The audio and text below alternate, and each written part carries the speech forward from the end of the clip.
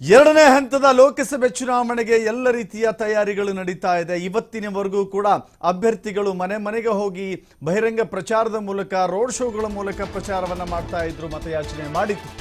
ಇದೀಗ ಬಹಿರಂಗ ಪ್ರಚಾರಕ್ಕೆ ಇವತ್ತು ಸಂಜೆ 6 ಗಂಟೆಗೆ ತೆರೆ ಬೀಳುತ್ತೆ. 6 ಗಂಟೆವರೆಗೆ ಮಾತ್ರ ಪ್ರಚಾರ ಮಾಡಲಿಕ್ಕೆ ಅವಕಾಶ. 6 ಗಂಟೆಯಿಂದ ಪ್ರಚಾರಕ್ಕೆ ಅವಕಾಶ ಇಲ್ಲ. ನಮ್ಮ ರಾಜ್ಯದ 14 ಕ್ಷೇತ್ರಗಳಿಂದ ಅಭ್ಯರ್ಥಿಗಳ ಮತಬೇಟೆ ಅಂತಿಮ ಹಂತದಲ್ಲಿದೆ. ಸಂಜೆ 6 ಗಂಟೆಯಿಂದ ಅಭ್ಯರ್ಥಿಗಳ ಬಹಿರಂಗ ಪ್ರಚಾರಕ್ಕೆ ಬ್ರೇಕ್ ಬೀಳುತ್ತೆ. ಅಭ್ಯರ್ಥಿಗಳ ಮನೆ ಮನೆ ಪ್ರಚಾರಕ್ಕೆ ಮಾತ್ರ ನಾಳೆಯಿಂದ ಮನೆ ಮನೆಗಳಿಗೆ ತೆರಳಿ ಡೋರ್ ಟು ಡೋರ್ ಕ್ಯಾಂಪೇನ್ ಅಂತೀವಲ್ಲ, ಅದಕ್ಕೆ ಮಾತ್ರ ಅವಕಾಶ ಇರುತ್ತೆ. ಮನೆ ಬಾಗಿಲಿಗೆ ತೆರಳಿ ಅವಕಾಶ ಮಾತ್ರ ಇರುತ್ತೆ. ಕ್ಷೇತ್ರದ ಹೊರಗಿನವರು 2ನೇ ಹಂತದ ಕ್ಷೇತ್ರ ತೊರಿಬೇಕಾಗಿದೆ. ಯಾರ್ಯಾರು ಕ್ಷೇತ್ರದಿಂದ ಬೇರೆ ಬೇರೆ ಕಡೆಯಿಂದ ಹೋಗಿರ್ತಾರೋ ಅವರೆಲ್ಲರೂ ಕೂಡ ಅಲ್ಲಿಂದ ವಾಪಸ್ ಬರಬೇಕಾಗತ್ತೆ. ಅಭ್ಯರ್ಥಿಗಳ ಪರವಾಗಿ ಪ್ರಚಾರಕ್ಕೆ ಹೋದಂಥವರು ಆ ಕ್ಷೇತ್ರದಲ್ಲಿ ಉಳಿದುಕೊಳ್ಳುವ ಹಾಗಿಲ್ಲ. ಹೀಗಾಗಿ ಸಿಎಂ, DCM, ಸಚಿವರು ವಾಪಸ್ ಆಗ್ತಾ ಇದ್ದಾರೆ. ಸಂಜೆ 6 ಗಂಟೆ ನಂತರ ಆಯಾ ಕ್ಷೇತ್ರಗಳಲ್ಲಿ ಕಾಣಿಸ್ಕೊಂಡ್ರೆ ನೀತಿ ಸಂಹಿತೆ ಉಲ್ಲಂಘನೆ ಪ್ರಕರಣ ದಾಖಲಾಗುತ್ತೆ. 2ನೇ ಹಂತದ ಪ್ರಜಾಪ್ರಭುತ್ವದ ಹಬ್ಬಕ್ಕೆ ಸಕಲ ರೀತಿಯ ಸಿದ್ಧತೆ ಮಾಡಿಕೊಳ್ಳಾಗ್ತಾ ಇದೆ. ಇವತ್ತು ಸಂಜೆ 6 ಗಂಟೆಯಿಂದ ಮೇ 7ರವರೆಗೂ 144 ಸೆಕ್ಷನ್ ಜಾರಿ ಇರುತ್ತೆ. ಯಾರು ಕೂಡ ನೀತಿ ಸಂಹಿತೆ ಉಲ್ಲಂಘನೆ ಮಾಡೋ ಹಾಗಿಲ್ಲ. ನೀತಿ ಸಂಹಿತೆ ಉಲ್ಲಂಘಿಸಿದರೆ ಅಂಥವರ ಮೇಲೆ ಚುನಾವಣಾ ಆಯೋಗ ಬಹಳ ಕಠಿಣ ಕ್ರಮ ತೆಗೆದುಕೊಳ್ಳುತ್ತೆ. ಸೊ ಹೀಗಾಗಿ ನೋಡ್ತಾ ಇದ್ದೀರಿ, ನಾಯಕರುಗಳು ಬೇರೆ ಬೇರೆ ಉತ್ತರ ಕರ್ನಾಟಕದ 14 ಕ್ಷೇತ್ರಗಳಲ್ಲಿ ಪ್ರಚಾರಕ್ಕೆ ತೆರಳಿದ್ದಂಥ ನಾಯಕರು ಈಗ ಬೆಂಗಳೂರಿನತ್ತ, ಅವರ ಊರುಗಳತ್ತ ವಾಪಸ್ ಆಗ್ತಾ ಇದ್ದಾರೆ. ಇದು ಚುನಾವಣೆಗಳು, ಪ್ರಜಾಪ್ರಭುತ್ವದ ಹಬ್ಬಗಳು, ಜಾತ್ರೆಯ ರೀತಿಯಲ್ಲಿ. ಹೀಗಾಗಿ ಈ ಜಾತ್ರೆ ಮೊದಲ ಹಂತದ ಹಬ್ಬ ಮುಗಿದಿದೆ 26ನೇ ತಾರೀಕು. ಇದೀಗ 2ನೇ ಹಂತದ ಚುನಾವಣೆ ಮೇ 7ನೇ ತಾರೀಕು ನಡೆಯುತ್ತೆ. ಇವತ್ತು ಸಂಜೆ 6 ಗಂಟೆಗೆ ಬಹಿರಂಗ ಪ್ರಚಾರಕ್ಕೆ ತೆರೆ ಬೀಳುತ್ತೆ. ಮತ್ತಷ್ಟು ಮಾಹಿತಿ ನಮ್ಮ ಪ್ರತಿನಿಧಿ ಶಿವಕುಮಾರ್ ನೀಡ್ತಾರೆ. ಶಿವಕುಮಾರ್, ರಾಜ್ಯದಾದ್ಯಂತ 2 ಹಂತದಲ್ಲಿ ಚುನಾವಣೆಗಳು ನಡೀತಾ ಇದೆ. ಒಂದು ಹಂತ ಮುಗಿದೋಗಿದೆ, ಈಗ 2ನೇ ಹಂತದ ಚುನಾವಣೆ. ಯಾವ ರೀತಿ ಅಂತಿಮ ಹಂತದ ತಯಾರಿಯಲ್ಲಿದ್ದಾರೆ? ಈಗ ಮನೆ ಮನೆಗೆ ಹೋಗೋದಷ್ಟೇ ಬಾಕಿ ಅಂತ ಕಾಣಿಸುತ್ತೆ. ನಾಯಕರೆಲ್ಲ ಬೇರೆ ಬೇರೆ ಕ್ಷೇತ್ರಗಳಿಂದ ವಾಪಸ್ ಕೂಡ ಆಗ್ತಾ ಇದ್ದಾರೆ. ಯಾವ ರೀತಿ ವಿಶ್ಲೇಷಿಸಬಹುದು ಶಿವಕುಮಾರ್?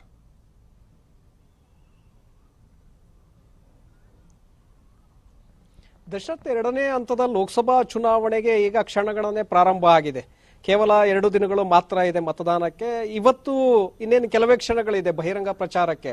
ಸೊ ಹಾಗಾಗಿ ಇಲ್ಲಿಯವರೆಗೆ ಕಳೆದ ಮೊದಲ ಹಂತದ ಚುನಾವಣೆಯ ಪ್ರಚಾರದ ನಂತರದಲ್ಲಿ ಉತ್ತರ ಕರ್ನಾಟಕ ಭಾಗಕ್ಕೆ ಹೆಚ್ಚಿನ ಗಮನವನ್ನು ಕೊಟ್ಟಿದ್ರು. ಎಲ್ಲ ಪಕ್ಷಗಳ ನಾಯಕರು ಕೂಡ ತಮ್ಮ ತಮ್ಮ ಅಭ್ಯರ್ಥಿಗಳ ಪರವಾಗಿ ಬಿರುಸಿನ ಪ್ರಚಾರವನ್ನು ಕೈಗೊಂಡಿದ್ರು.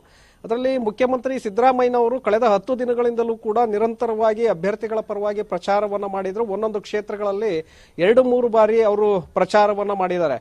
ಇವತ್ತು ಕೂಡ ಬೆಳಗ್ಗೆ ಬೆಳಗಾವಿಯಲ್ಲಿ ಸುದ್ದಿಗೋಷ್ಠಿಯನ್ನ ಮಾಡಿದ್ರು. ತದನಂತರ ದಾವಣಗೆರೆಯಲ್ಲಿ ಇವತ್ತು ಪ್ರಚಾರವನ್ನು, ಬಹಿರಂಗ ಪ್ರಚಾರದಲ್ಲಿ ಇವತ್ತು ಸಿದ್ದರಾಮಯ್ಯ ಅವರು ಕೂಡ ಭಾಗಿಯಾಗಿದ್ದಾರೆ. ಇನ್ನೇನು ಕೆಲವೇ ಕ್ಷಣಗಳಲ್ಲಿ ಅಲ್ಲಿಂದ ಅವರು ಬೆಂಗಳೂರು ಕಡೆ ಮುಖ ಮಾಡ್ತಾ ಇದ್ದಾರೆ. ಹಾಗೆ DK ಶಿವಕುಮಾರ್ ಅವರು ಕೂಡ ಈಗಾಗಲೇ ಬೆಂಗಳೂರು ಕಡೆ ಪ್ರಯಾಣವನ್ನ ಆರಂಭಿಸಿದ್ದಾರೆ. ಹಾಗೆ ವಿಜಯೇಂದ್ರ ಹಿರಿಯ ನಾಯಕರು ಯಾರೆಲ್ಲ ಪ್ರಚಾರದಲ್ಲಿ ಭಾಗಿಯಾಗಿದ್ರು, ಅಂದ್ರೆ ಆಯಾ ಕ್ಷೇತ್ರಗಳನ್ನ ಹೊರತುಪಡಿಸಿ ಉಳಿದಿರುವಂತಹ ನಾಯಕರು ಈಗ ಬೆಂಗಳೂರು ಕಡೆ ಮುಖ ಮಾಡ್ತಾ ಇದ್ದಾರೆ. ಕೆಲವರು ಅವರ ಜಿಲ್ಲೆಗಳಿಗೆ ಮುಖ ಮಾಡ್ತಾ ಇದ್ದಾರೆ. ಯಾಕೆಂದ್ರೆ ಬೇರೆ ಬೇರೆ ನಾಯಕರು ಕೂಡ ಕ್ಷೇತ್ರವಾರು ಅಭ್ಯರ್ಥಿಗಳ ಪರವಾಗಿ ಉಸ್ತುವಾರಿಯನ್ನ ಮಾಡಲಾಗಿತ್ತು, ಪ್ರಚಾರದ ಒಂದು ಜವಾಬ್ದಾರಿಯನ್ನ ಕೊಡಲಾಗಿತ್ತು, ಅಲ್ಲಿ ರಣತಂತ್ರಗಳನ್ನ ರೂಪಿಸೋದಕ್ಕೆ ಅವರನ್ನ ನಿಯೋಜನೆ ಮಾಡಲಾಗಿತ್ತು. ಇವತ್ತು ಎಲ್ಲರೂ ಕೂಡ ಆ ಕ್ಷೇತ್ರವನ್ನ ತೊರಿಬೇಕಾಗತ್ತೆ. ಅಂದ್ರೆ ಆ ಕ್ಷೇತ್ರದವರೇ ಆದ್ರೆ ಆ ಕ್ಷೇತ್ರದಲ್ಲಿ ಉಳಿಯೋದಕ್ಕೆ ಅವಕಾಶಗಳಿರುತ್ತೆ. ಆ ಕ್ಷೇತ್ರದಿಂದ ಹೊರಗಿನವರಾದ್ರೆ ಅವರು ಅವರ ಹೊರಗಿನ ಕ್ಷೇತ್ರಕ್ಕೆ ಬರಬೇಕಾಗತ್ತೆ. ಅಥವಾ ಬೆಂಗಳೂರಿನಲ್ಲಿದ್ರೆ ಬೆಂಗಳೂರಿನ ಕಡೆ ಎಲ್ಲರೂ ಕೂಡ 6 ಗಂಟೆಯ ಒಳಗೆ, 6 ಗಂಟೆಯ ನಂತರ ಯಾರು ಕೂಡ ಕಾಣಿಸ್ಕೊಳ್ಳೋಗಿಲ್ಲ ಆ ಕ್ಷೇತ್ರಗಳಲ್ಲಿ, ಎಲ್ಲರೂ ಕೂಡ ವಾಪಸ್ ಆಗ್ಬೇಕಾಗದೆ. ನಂತರ 6 ಗಂಟೆಯ ನಂತರ ಸ್ಥಳೀಯ ಮಟ್ಟದ ಮುಖಂಡರುಗಳು ಅಥವಾ ಅಭ್ಯರ್ಥಿ ಅಲ್ಲಿ ಮನೆ ಮನೆಗೆ ಪ್ರಚಾರವನ್ನ ಮಾಡಬಹುದಾಗತ್ತೆ. ಅದು ಕೂಡ ಲಿಮಿಟ್ ಇರುತ್ತೆ. ಯಾಕೆಂದ್ರೆ 5 ಜನಕ್ಕಿಂತ ಹೆಚ್ಚಾಗಿ ಯಾರು ಕೂಡ ಮನೆಗಳಿಗೆ ಭೇಟಿಯನ್ನ ಕೊಡೋದಕ್ಕೆ ಅವಕಾಶ ಇರೋದಿಲ್ಲ. 5 ಜನ ಮನೆಗಳಿಗೆ ತೆರಳಿ ನಮಗೆ ಮತವನ್ನ ಹಾಕಿ ಅಂತೇಳಿ ಮತದಾರರಲ್ಲಿ ಮನವಿಯನ್ನ ಮಾಡೋದಕ್ಕೆ ಅವಕಾಶಗಳು ಇರುತ್ತೆ. ಹಾಗಾಗಿ ಇವತ್ತು ಬಹಿರಂಗ ಪ್ರಚಾರಕ್ಕೆ ಈಗ ಇನ್ನೇನು ಕೆಲವೇ ಕ್ಷಣಗಳಲ್ಲಿ ತೆರೆ ಬೀಳುತ್ತೆ. ಎಲ್ಲರೂ ಕೂಡ ತಮ್ಮ ತಮ್ಮ ಸ್ವಕ್ಷೇತ್ರಗಳಿಗೆ ಈಗ ವಾಪಸ್ ಆಗ್ಬೇಕಾಗಿದೆ. ನಾ ಹೇಳಿದಾಗೆ ಸಿದ್ದರಾಮಯ್ಯನವರು ಕಳೆದ 10 ದಿನಗಳಿಂದಲೂ ಕೂಡ ನಿರಂತರವಾಗಿ ಪ್ರಚಾರ ಕಾರ್ಯಕ್ರಮದಲ್ಲಿ ಭಾಗಿಯಾಗಿದ್ರು. ಹಾಗೆ ಡಿ.ಕೆ. ಶಿವಕುಮಾರ್ ಅವರು ಕೂಡ ಪ್ರಚಾರದಲ್ಲಿ ಭಾಗಿಯಾಗ್ತಾ ಇದ್ರು. ಬೆಂಗಳೂರಿಗೆ ಬಂದು ನಂತರ ಬೇರೆ ಬೇರೆ ಕ್ಷೇತ್ರಗಳಲ್ಲಿ ಅಭ್ಯರ್ಥಿಗಳ ಪರವಾಗಿ ಮತಯಾಚನೆಯನ್ನ ಮಾಡ್ತಾ ಇದ್ರು. ರಾಹುಲ್ ಗಾಂಧಿ, ಪ್ರಿಯಾಂಕಾ ಗಾಂಧಿ ಅವರು ಕೂಡ ನಿನ್ನೆ ಅಷ್ಟೇ ಪ್ರಚಾರವನ್ನ ಮಾಡಿ ಹೋಗಿದ್ರು. ಪ್ರಿಯಾಂಕಾ ಗಾಂಧಿ, ಅಮಿತ್ ಶಾ ಹಾಗೆ ಪ್ರಧಾನಿ ಅವರು ಕೂಡ ಬಿಜೆಪಿ ಅಭ್ಯರ್ಥಿಗಳ ಪರವಾಗಿ ರಾಜ್ಯಕ್ಕೆ ಪದೇ ಪದೇ ಭೇಟಿಯನ್ನ ಕೊಟ್ಟು ಅವರು ಕೂಡ ಪ್ರಚಾರವನ್ನ ಮಾಡಿ ಹೋಗಿದ್ದಾರೆ.